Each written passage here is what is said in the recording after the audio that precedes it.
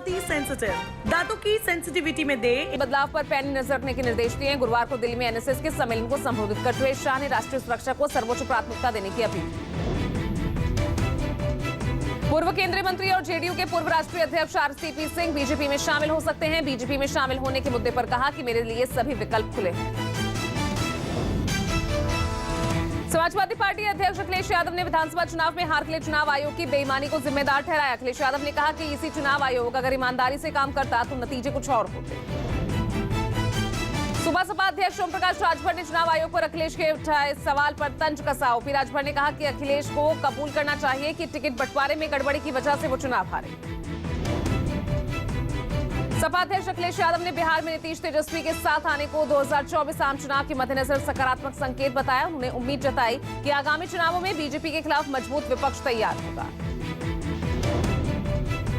पश्चिम Bengal CM Mamata Banerjee ने अपने मंत्रियों को हिदायत दी है कि बिना पढ़े किसी भी फाइल या पेपर पर साइन ना करें। साथ ही लाल बत्ती वाली गाड़ियों का इस्तेमाल अब राजधानी कोलकाता में करने पर रोक होगी।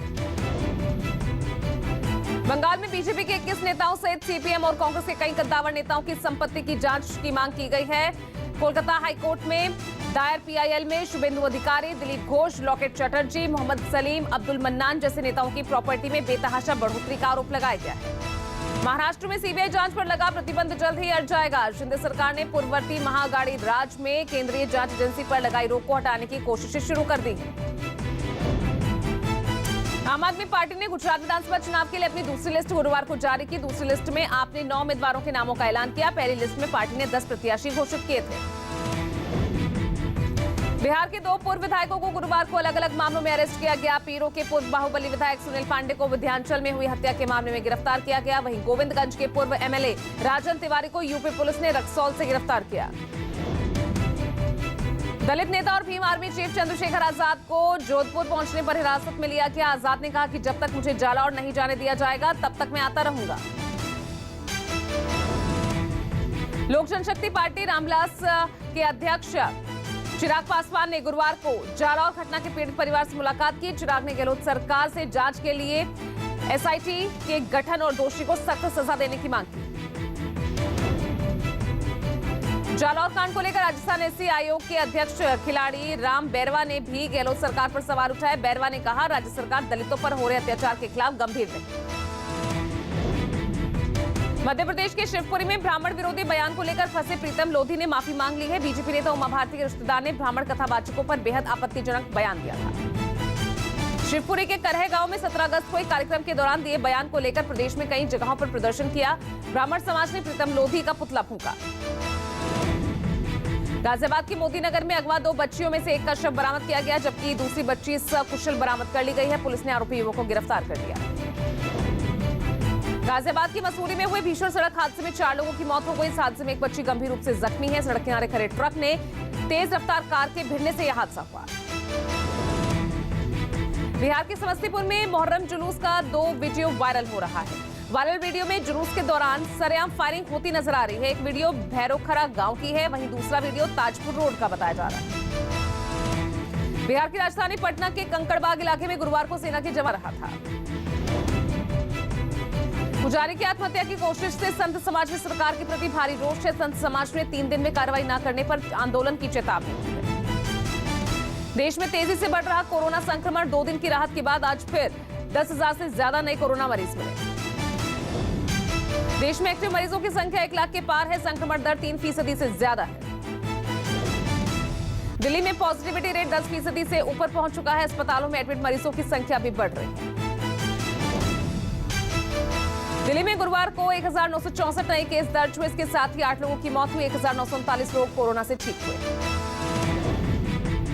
देश दुनिया में आज जन्माष्टमी मनाई जा रही है। मथुरा में भगवान श्री कृष्ण के जन्मोत्सव के मौके पर उनकी जन्मभूमि को दुल्हन की तरह सजाया गया है। वृंदावन के भी मंदिरों को फूलों और रंग बिरंगी लड़ियों से सजाया गया है। वृंदावन की प्रसिद्ध बांके बिहारी मंदिर में आज रात 12 बजे मुख्य पूजा होगी। मथुरा वृंदावन में जन्माष्टमी पर भक्तों का आना पिछले 2 दिनों से जारी है। कृष्ण जन्मोत्सव को लेकर देश भर के मंदिरों में भक्तों का जुटना शुरू हो गया है। मुंबई के इस्कॉन मंदिर में हरे राम हरे कृष्ण की गूंज सुनाई दे रही है। यूपी में योगी सरकार ने जन्माष्टमी के मौके पर अनूठी पहल की शुरुआत की। राज्य में पहली बार आज जन्माष्टमी के मौके पर गौशालाओं में गौ पूजन का आयोजन होगा।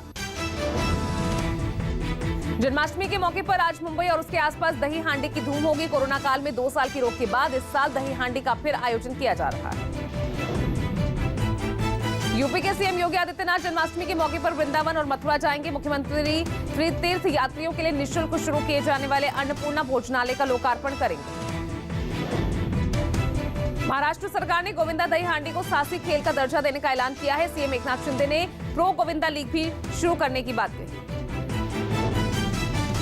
महाराष्ट्र की शिंदे सरकार दही हांडी में शिरकत करने वाले गोविंदाओं को सरकारी नौकरी में विशेष तवज्जो देगी। राज्य में दही हांडी को खो-खो की तरह खेल का दर्जा मिल गया है।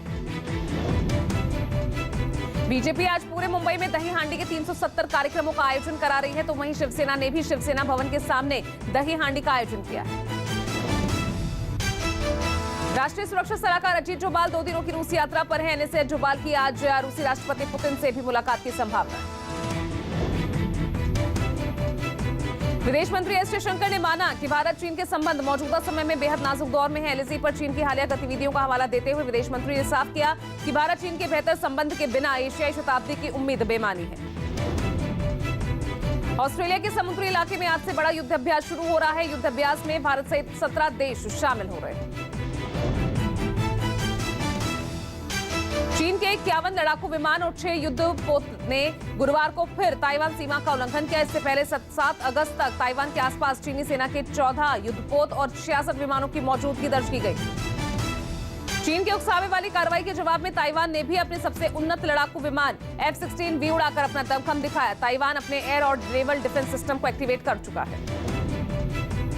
अफ्रीकी देश जिबूती में चीन का नेवल बेस पूरी तरह से ऑपरेशनल हो चुका है। ये खुलासा मैक्सार टेक्नोलॉजीज की ओर से जारी की गई सैटेलाइट तस्वीरों से हुआ।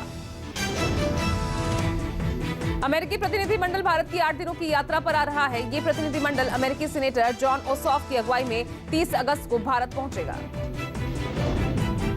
रूसी राष्ट्रपति पुतिन ने रूसी महिलाओं से 10 बच्चे पैदा करने की अपील की है। पुतिन ने कहा कि 10 बच्चे पैदा करने वाली माओ को मदर हीरोइन नाम का अवार्ड दिया जाएगा।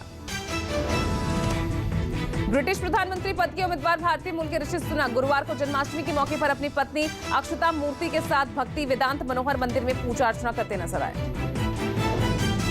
श्रीलंका के पूर्व राष्ट्रपति गोटाबाया राजपक्षे अमेरिका लौटने और वहां अपनी पत्नी और बेटे के साथ बसने की तैयारी में। यूक्रेन के राष्ट्रपति जेलेंस्की ने रूस के साथ फिलहाल शांति समझौते से इनकार कर दिया है। जेलेंस्की ने कहा कि हमारी सरजमी से रूसी सेना की वापसी होने के बाद ही शांति संभव है। फिनलैंड की प्रधानमंत्री सना मारिन का पार्टी का वीडियो वायरल होने पर विपक्ष उनके ड्रग्स टेस्ट की मांग कर रहा है। दोस्तों के साथ पार्टी करते हुए सना मारिन का डांस करते और गाते हुए वीडियो वायरल हुआ। अल्जीरिया के जंगलों में आग फैलने से करीब 26 लोगों की झुलसने से मौत हो गई। अगस्त की शुरुआत के बाद से ही अल्जीरिया में अब तक 106 बार आग लगने की घटनाएं सामने आ चुकी है। उत्तर कोरिया ने दक्षिण प्योंगन प्रांत के ओनचोन से पश्चिम सागर में 2 क्रूज मिसाइलें दागी, जिससे दक्षिण कोरिया